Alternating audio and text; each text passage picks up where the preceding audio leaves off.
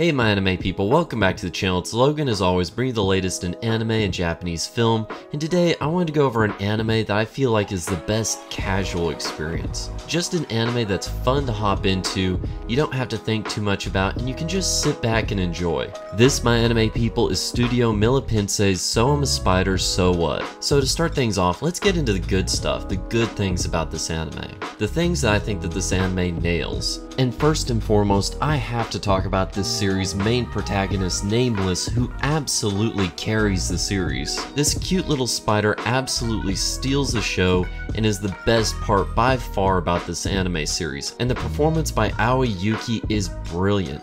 You know, I don't really make a big deal about the voice actors in a lot of anime, but Yuki absolutely dominates the screen in this anime. She is a force to be reckoned with, and the amount of range that she has with this character really left me taken back. I wasn't expecting such a brilliant performance in such a small anime, but she dominates the screen. And what's more, realizing that she's also the voice actress of one of the most hated characters of 2020 just absolutely floored me.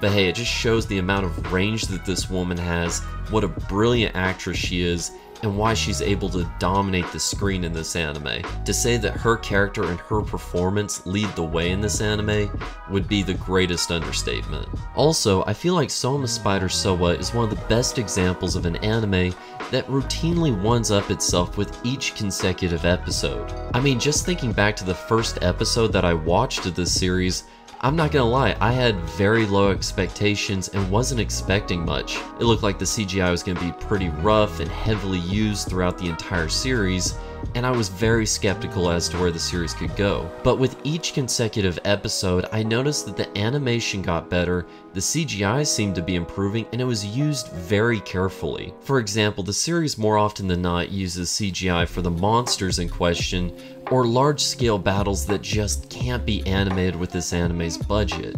And I give it a bit of a pass because it is a low-budget production, and they just can't animate these large-scale battles or massive monsters that dominate the screen. And with the improvements that the series has made with each consecutive episode, it really says something about the team behind this production and the care and dedication that they put into it to be constantly improving every aspect that they can and trying to bring everything that they can to each episode. And you couple this dedication with the great direction and action in this series. I mean, there were scenes that had me on the edge of my seat gritting my teeth because the action was so well done and the direction was so good. And these are by far some of the best points of this anime and what really hooked me to the series.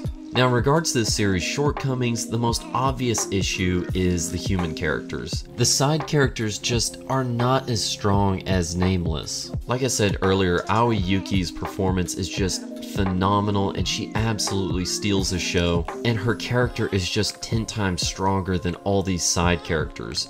It's kind of sad to say, but anytime the human characters were on screen, I was really just counting down the minutes to when Nameless was going to be back on screen and the real action of the series was going to come back into play. Also, because this series is a low-budget anime, there have been some production issues, most specifically with episode 14.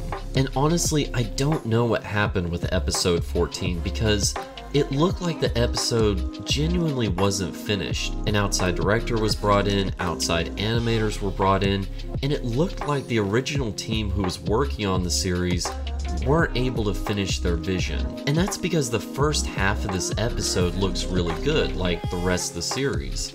But then once it gets back to the human characters, it looks like certain frames and scenes were finished by the original team, but they just weren't able to finish it. And you can literally tell where it stops and where they're literally just expanding certain scenes and cropping them in weird ways to expand it out. And I'm not sure what happened here, but I'm assuming it was because of financial reasons. The production committee probably brought in an outside team, an outside director to just finish things up and cut costs. And it's kind of sad because you can see what the original team was envisioning, but thankfully this is the only episode that this happens. The original team was brought back, the original directors were brought back, and the series has bounced back tenfold. I mean, heck, I feel like even the human scenes have improved since this episode, and that just speaks to the dedication of the original team the team working over Millipensei that really gives their all to this production.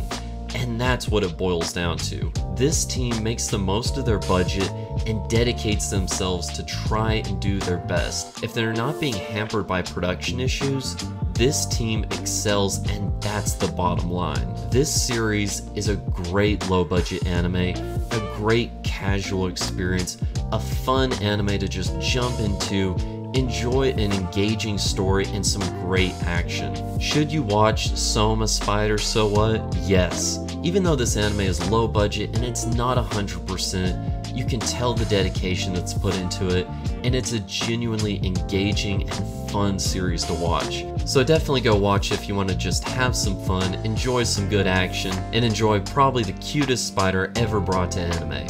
My anime people, thank you so much for stopping by. I really appreciate it, and I hope you're doing well on your side of the world. I have a lot planned for the future, a lot more anime reviews, and a lot of Japanese cinema reviews. There's a lot of cool stuff happening in that regard, and even one production that's making a lot of rounds through the Asian film festivals and seems to be doing very well, so I'm excited about that. And thank you all once again so much for stopping by. I hope you have a great day and a great weekend. Take care, my anime people. Peace out.